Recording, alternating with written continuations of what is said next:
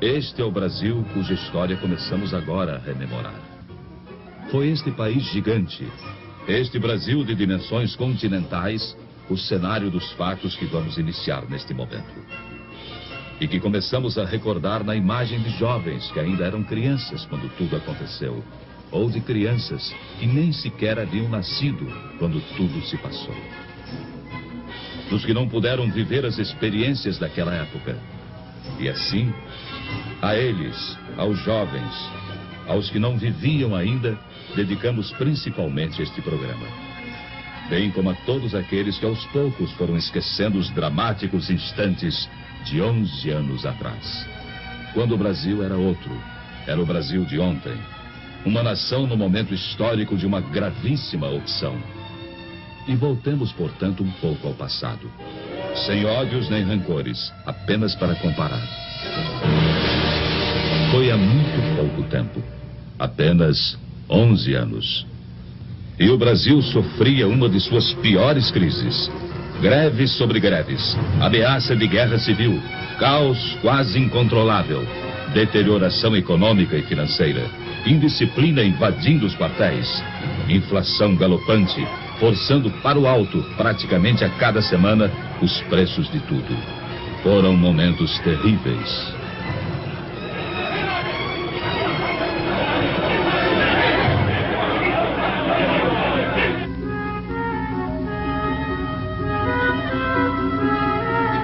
Naquela época, você podia ler a manchete de que era pedida a falência do Banco do Brasil.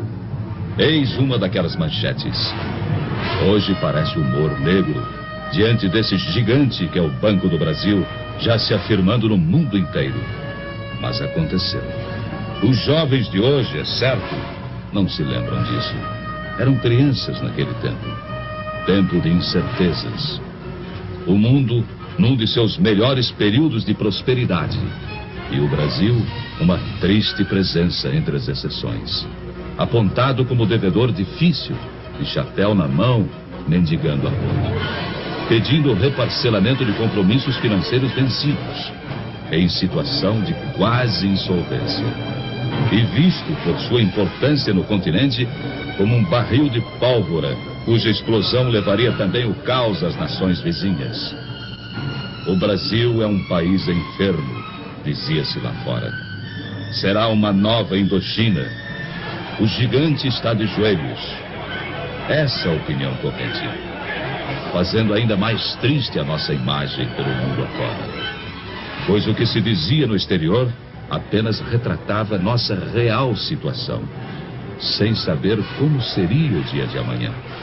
Ao sabor de sucessivas crises, mergulhados num cotidiano de boataria e de incertezas. Foram tempos difíceis. Você se lembra? Você, chefe de família. Você que não era criança há 11 anos atrás. Vocês que viveram aquele tempo. Vocês se lembram? Ultimatos ao Congresso. Agitações de rua, insegurança, ameaças aos jornais, agravamento da crise econômica e financeira. Já então, total descontrole inflacionário. E tamanha desorganização, tamanho caos, em tudo deixava sua marca. A produção se desarticulava. Faltavam os gêneros de primeira necessidade. Pedíamos de joelhos aos credores que esperassem por nós. Havia greves ao menor pretexto, filas para tudo. E, em última análise, quem sofria era o povo, que era levado às ruas para pedir, talvez nem ele mesmo soubesse o quê. Perplexo, sem ter para quem apelar. À espera de uma solução fosse qual fosse, e por pior que fosse, melhor seria do que solução nenhuma. Pois aos poucos, o país ia resvalando para o impasse final. Você se lembra? Facções extremistas ameaçavam entrar em choque. E não faziam segredo da posse de arsenais e depósitos clandestinos de munição.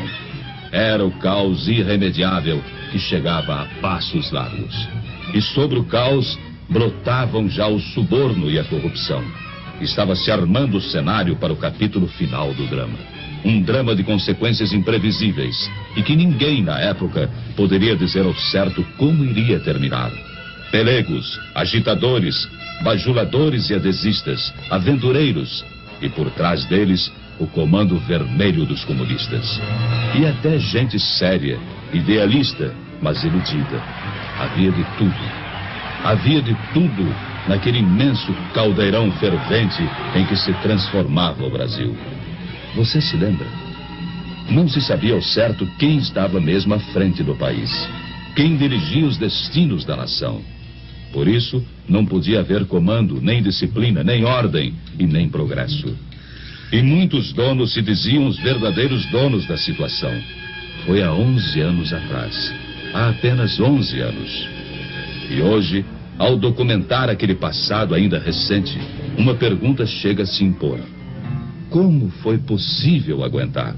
Como o Brasil resistiu? Pense nisso. Você gostaria de voltar àqueles tempos? De experimentar as mesmas angústias? De sentir as mesmas incertezas e inseguranças?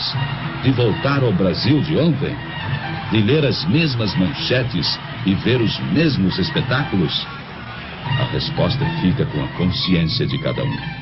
Com a responsabilidade que todos têm diante de si mesmos e diante de todos os demais brasileiros. Março 1964.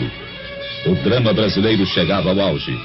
A indisciplina e a desordem acabaram por entrar nos quartéis. Desmoronava o princípio da hierarquia. E então via-se o país ameaçado de perder seu último ponto de apoio efetivo na manutenção da ordem pública. Dali em diante, nada mais que o caos absoluto, a desordem total, a violência sem freios nem medidas. E a todos se evidenciou que o Brasil caminhava para o pior. Caminhava para a guerra civil de consequências imprevisíveis. Foi há apenas 11 anos atrás. O peso do medo e da angústia já era insuportável. Falava-se em matar, em fuzilar, em destruir. A união de pelegos e comunistas afiava suas armas. E tudo indicava que nos próximos dias, ou nas próximas horas, brasileiros se lançariam contra brasileiros. No norte, no nordeste, no sul, nas cidades, no campo, em toda parte. Você se lembra? Era o Brasil de ontem. O Brasil de 11 anos atrás.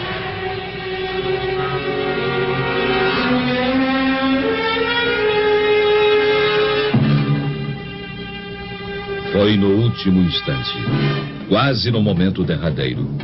E quando o país estava à beira da guerra civil, quase em pleno caos, alguma coisa aconteceu. Era impossível continuar suportando tantos desmandos, tanta incompetência, tamanha anarquia. E o clamor de vozes conscientes encontrou eco em soluções inadiáveis.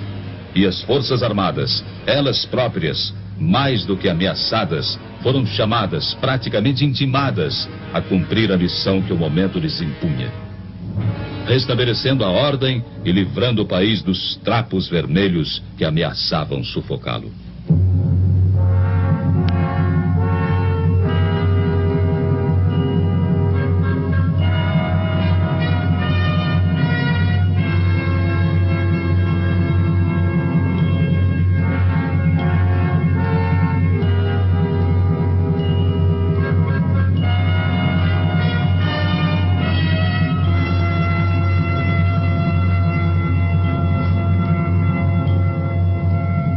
Abril de 1964.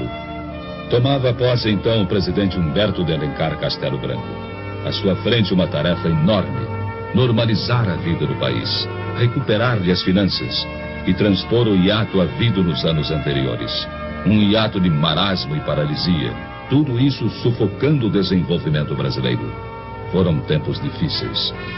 Castelo Branco assumira o posto diante de um quadro inflacionário inédito na história do Brasil. Até o final de 64, caso enérgicas medidas não tivessem sido tomadas, a inflação caminharia para mais de 100%. Seu período foi tipicamente de reconstrução. Restabeleceu a autoridade mesmo à custa de incompreensões de tantos companheiros dos idos de março. Tomou medidas no sentido da restauração do crédito externo do país. Lançou as bases do sistema de planejamentos globais em âmbito nacional e iniciou a retomada do progresso em seu governo. criou-se o BNH, o Banco Nacional da Habitação. Era a ótica do desenvolvimento também no campo social sendo instaurada então. Defeituosa ainda, mas semente de um grande ideal popular. Nos últimos 10 anos, o BNH financiou cerca de 1 milhão de residências. Antes de sua criação, diversos governos haviam levado quase 30 anos para financiar pouco mais de 100 mil unidades residenciais. E Castelo Branco pôde deixar o governo dizendo: entrego ao meu sucessor um país organizado e em ordem.